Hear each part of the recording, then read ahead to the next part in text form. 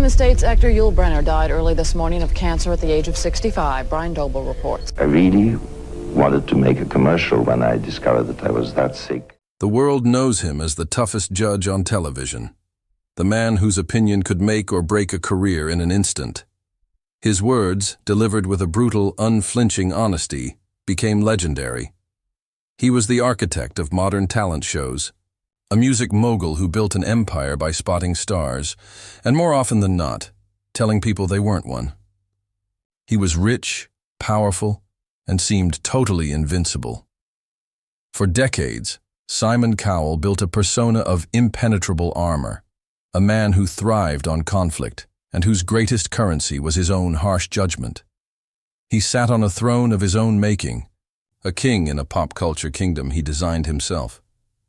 But behind the scenes, a different kind of battle was raging, a private war against crippling pain and mental anguish, all sparked by a single moment that almost ended everything. As he reached an age when most people think about slowing down, Simon Cowell was fighting the hardest battles of his life, not in a boardroom or a TV studio, but inside his own body and mind. This is the untold story of the accident that nearly paralyzed him and the ongoing fight that has changed him forever. It's a story of how the man who seemed to have everything nearly lost it all, and how that loss reshaped him into someone the world had never seen before. We've all seen the clips, right? The high-waisted trousers, the tight t-shirts, the dismissive wave of a hand that could shatter a million dreams. He was the villain you loved to hate, the pop culture icon who made a fortune from being mean. But what if all of that was just a prelude, the first act in a much darker, more profound drama? The Simon Cowell of today is a man transformed, not by choice, but by force. The story isn't about his wealth or fame anymore. It's about a 6-hour surgery, a metal rod in his spine, and the terrifying realization that his life was hanging by a thread. It's about a man who, after building a career on judging others, was finally forced to take a long, hard look at himself. Before we dive in, if his shows ever made you laugh, cry, or even scream at your television, take a moment to leave a like on this video. Think of it as a tribute to the man who, for better or worse, defined an entire era of entertainment. Now let's explore the tragedy that has reshaped Simon Cowell and the heartbreaking journey he's endured far from the glare of the studio lights. To really grasp the depth of Simon Cowell's transformation, you have to remember the man he was. He wasn't just a TV personality. He was a cultural force, a self-made tycoon who completely changed the game in music and television. Born in London in 1959, Simon wasn't exactly destined for greatness. His mother was a ballet dancer and his father was an estate agent and music industry executive. It was his father who set Simon on his path, telling him to never work for a big corporation because they'd just discard you after a lifetime of loyalty. That piece of advice became Simon's core philosophy. The only way to secure your future was to build it yourself. His early career was a series of fits and starts, a testament to his relentless, almost desperate ambition. He worked odd jobs, including as a runner on a film set, before landing in the mailroom at EMI Music Publishing. Driven by an unshakable belief in his own taste, he clawed his way up, eventually starting his own record labels. But success didn't come easy. In the late 1980s, his company, Fanfare Records, collapsed. It left him nearly bankrupt and forced him to move back in with his parents. For a man so terrified of failure, this was a catastrophe. It was a humbling defeat that could have ended his story right there. But for Simon, failure wasn't an endpoint. It was fuel. He dusted himself off and started again, this time with a new strategy.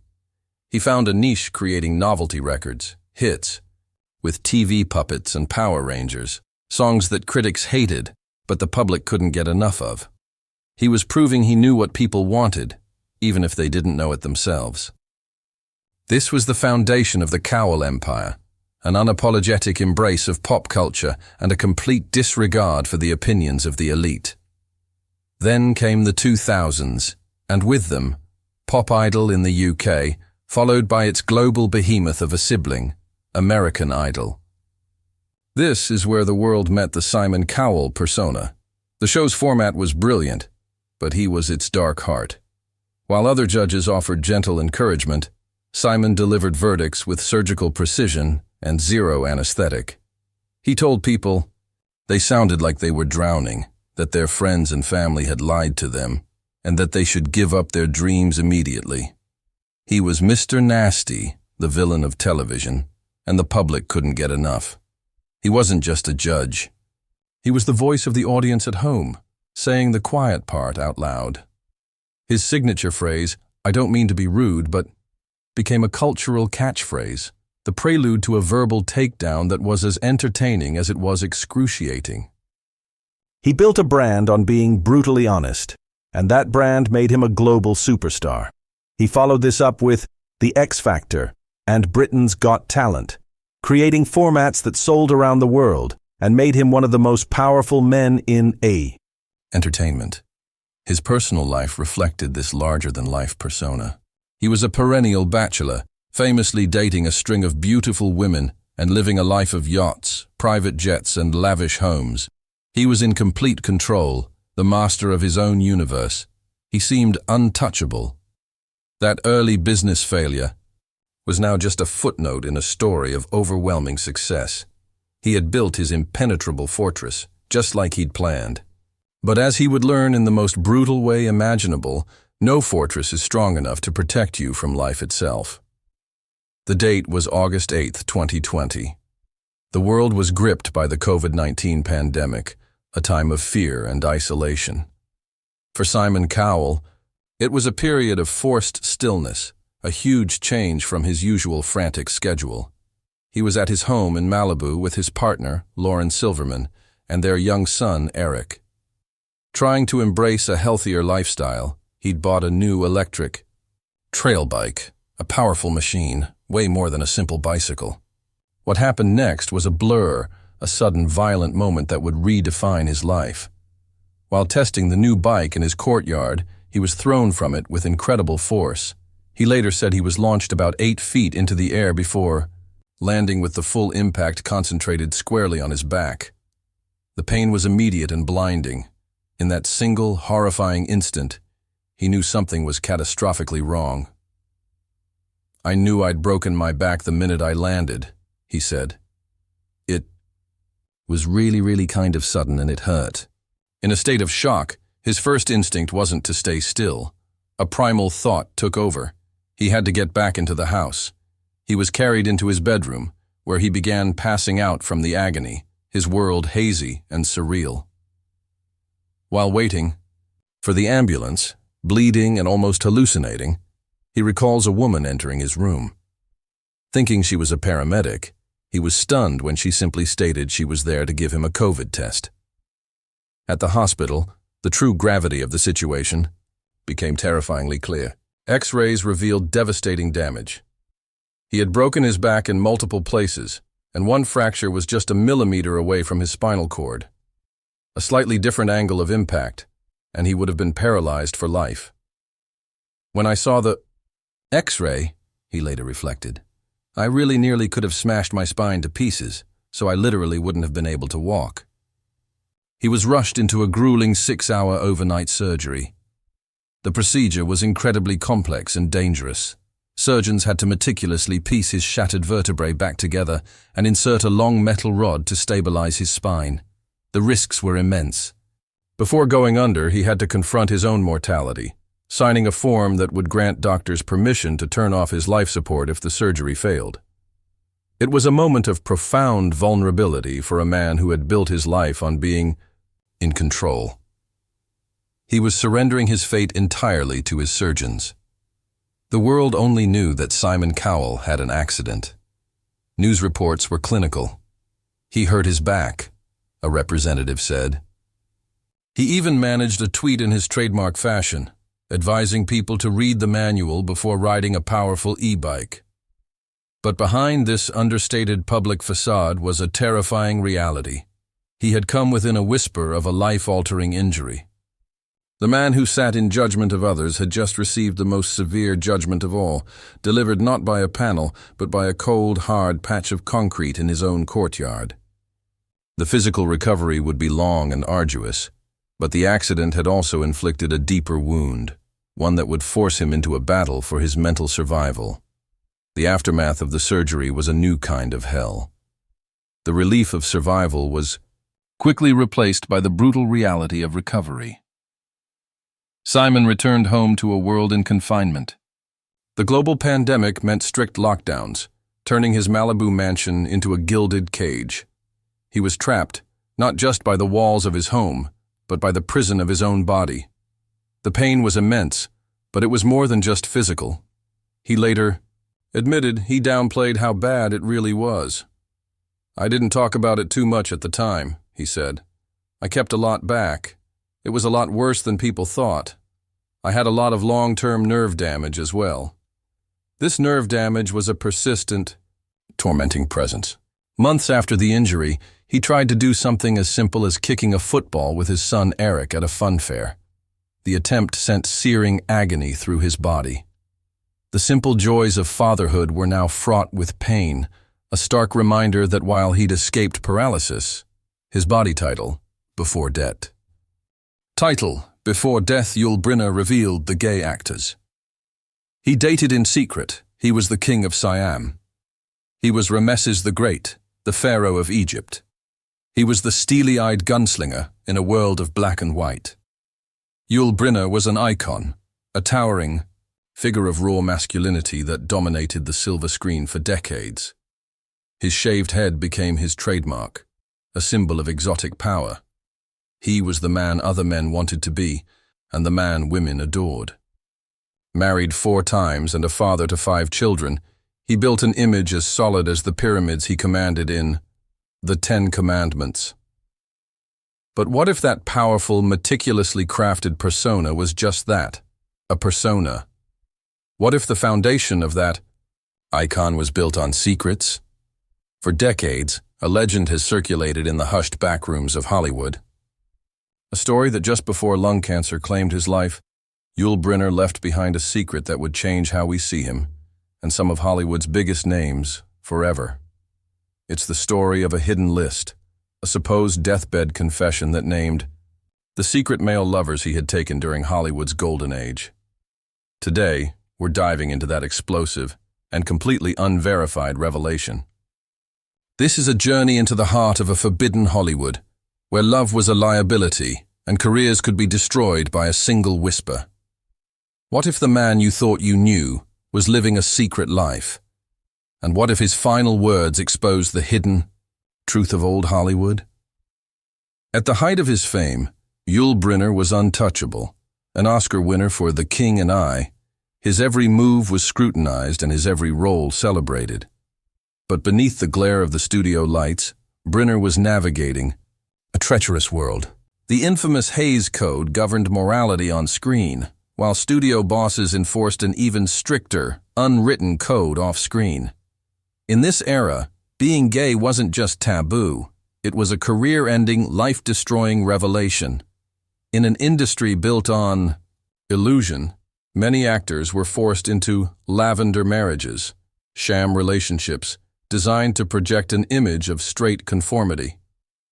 Their real lives and their true loves were pushed into the shadows, spoken of only in coded language and clandestine meetings. It was a world that demanded a performance both on and off the camera. It's in this pressure cooker environment that the legend of Brynner's deathbed list was born. This alleged list has persisted in Hollywood lore for decades, even though it has never been physically produced or verified by his estate. It's a collection of names so famous that the mere suggestion of their inclusion sends shockwaves through our memory of that era. So today, we're peeling back the layers of the myth. We'll investigate the men on this rumored list, separating the whispers from the documented facts and exploring the dangerous world that forced a generation of stars to love in secret. This isn't just a story about Yul Brynner. It's the story of a hidden history Hollywood tried to erase. To understand the secret, you have to understand the man. Yul Brynner was a myth of his own making. Born Yul Brynner in Vladivostok, Russia, he spent his life cultivating an air of exotic mystery. He would often claim to be part Mongol or Romani, spinning tales of a dramatic childhood that only added to his enigmatic persona. This talent for self-invention was his first and greatest performance. His early life was a whirlwind, moving from Russia to China and then to Paris, where he worked as a trapeze artist and played guitar in nightclubs. When he arrived in the U.S. in the early 1940s to study acting, he brought a worldly charisma that Hollywood hadn't seen before. His big break came in 1951 with the Rodgers and Hammerstein musical, The King and I. When he shaved his head for the role of King Mongkut, he didn't just create a character, he created an icon. That shaved head became his signature, a declaration of individuality in an industry of cookie-cutter leading men. Publicly, his life was a testament to heterosexual virility.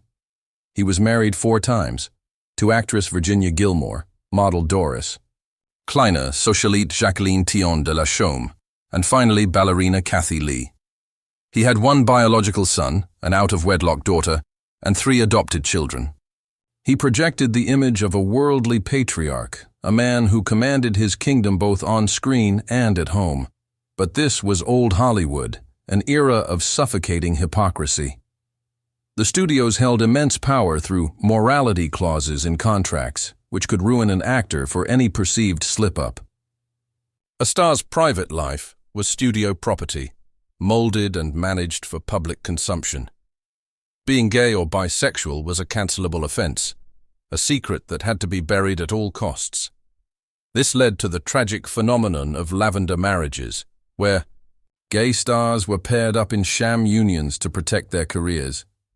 It was a time of immense fear, where authenticity was a luxury almost no star could afford. This is the world Yul Brynner navigated with masterful precision. He understood the rules of the game better than anyone. His public life, with its string of beautiful wives and children, was the perfect cover. It allowed him to project the masculine ideal the studios demanded, while, according to decades of persistent rumors, living a far more complex private life. And that brings us back to the legend of the list. A list that supposedly contained the names of the men with whom he shared this secret world. As we explore these names, it's crucial to remember the line between unsubstantiated rumor and documented fact. The list itself is likely more myth than reality, but the stories it represents shine a light on a world that was determined to stay in the dark. The first name on this rumored list takes us not to Hollywood, but to the bohemian art scene of 1930s Paris. Jean Cocteau was a celebrated French poet, filmmaker, and artist. He was also openly gay at a time when that was virtually unheard of, a leading figure in the European avant-garde who lived with a defiance that would have been impossible in America. The story goes that a young Yul Brynner, then a struggling performer in Paris, fell into Cocteau's orbit. Brynner was a trapeze artist and musician, and Cocteau, who was 31 years older, allegedly took the young man under his wing. The rumor is that Cocteau became Brynner's first male lover and an intellectual mentor, introducing him to figures like Pablo Picasso and Salvador Dalí. Now we have to be clear. This story, compelling as it is built entirely on anecdotal evidence and biographical whispers. While their friendship is well documented, Brynner even worked on Cocteau's 1960 film Testament of Orpheus. There are no known love letters or diary entries from either man that confirm a sexual relationship. It's a tantalizing story, but it remains speculation. Whether he was a lover or simply a mentor, Cocteau's influence on the young Brynner is undeniable. This connection, romantic or platonic, is the first piece in the puzzle of Yul Brynner's fiercely guarded private life, suggesting a comfort with a queer world long before he ever set foot on a Hollywood soundstage. The next name on the alleged list brings us to America. Herb Hatfield was an actor forever defined by a single haunting role, the eternally beautiful, morally decaying star of the 1945 film The Picture of Dorian Gray. Based on Oscar Wilde's famously homoerotic novel, the film was steeped in queer subtext, and Hatfield became an icon of forbidden desire. Brynner and Hatfield met in the early 1940s as students at the Michael Chekhov Theatre Studio. Hollywood lore insists that a passionate affair ignited between the two handsome, ambitious young men. Some accounts from Hollywood's queer histories even claim their relationship was confirmed by classmates. Around this time, Brynner was still finding his footing, even posing for nude photographs for the noted gay photographer George Platt Lynes in 1942 to make ends meet. However, just like with Cocteau, we have to be cautious. While some biographers and historians point to this as one of Brynner's more plausible same-sex relationships, the claim remains unproven. No verifiable documentation, like letters or diary entries from either Brynner or Hatfield, has ever surfaced to confirm it. It remains a compelling rumor that has solidified into legend over time. Hatfield became forever associated with the beautiful but damned Dorian Gray, while Brynner was about to reinvent himself as the hyper-masculine king of Siam. Their story, true or not, highlights the poignant irony of Brynner's life. A man allegedly connected to the actor who played Dorian Gray would go on to become a master of his own public image, hiding his private self from view. Of all the names on Yul Brynner's rumored list, this one is the most explosive. Marlon Brando, the ultimate Hollywood rebel, the mumbling genius who shattered the mold of the polished leading man. Brando was a force of nature, a raw nerve of emotion whose masculinity felt almost dangerous. He was also, unlike nearly any other star of his generation, candid about his sexuality. In a 1976 interview, Brando famously stated, "Like a large number of men, I too have had homosexual experiences, and I am not ashamed." This startling admission is the fuel for the rumored affair with Yul Brynner. The legend goes that these two titans of Hollywood masculinity were secretly lovers. They worked together on the 1965 thriller Morituri, and the story claims their on-screen intensity carried over when the cameras stopped rolling. But let's pull back from the intoxicating drama and look at the facts. There is absolutely no credible evidence to support this claim. The story appears to be pure Hollywood gossip, likely born from Brando's own public statements and the tantalizing idea of two such powerful male icons finding each other. On set, their relationship was reportedly tense and fraught with ego clashes, not romance.